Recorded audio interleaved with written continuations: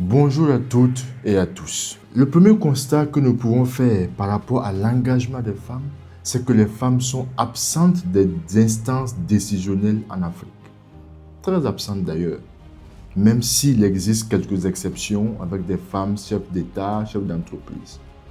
La deuxième chose est que les pratiques et les pesanteurs culturels continuent à renforcer un déséquilibre, y compris dans l'esprit même des femmes. Troisièmement, c'est que nous devons comprendre que l'engagement est l'antichambre de la gouvernance. Pour apporter des solutions, il faut aussi de nouveaux schémas pour sortir de ces sentiers.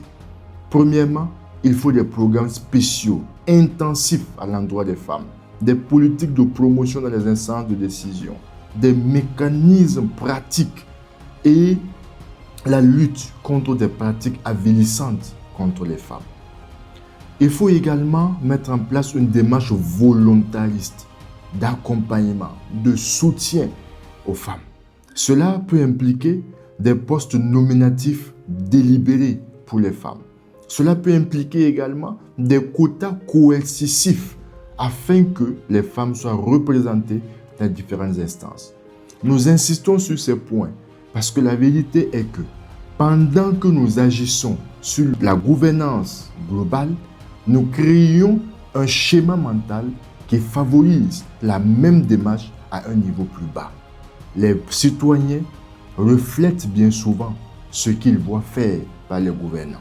Et c'est pourquoi il est essentiel qu'à ce niveau, l'exemple soit donné. Et même lorsque l'exemple n'est pas forcément donné au plus haut niveau, il est essentiel que dans les communautés, l'on développe des approches et des mécanismes pratiques pour assurer la participation d'un minimum de 30 à 40% de femmes dans les initiatives que nous mettons en œuvre. Ce n'est qu'à ce prix que nous aurons des initiatives à la fois équilibrées et porteuses des réponses qui sont attendues par les différentes communautés. Nous nous arrêtons là aujourd'hui. Bonne semaine et ensemble, c'est possible.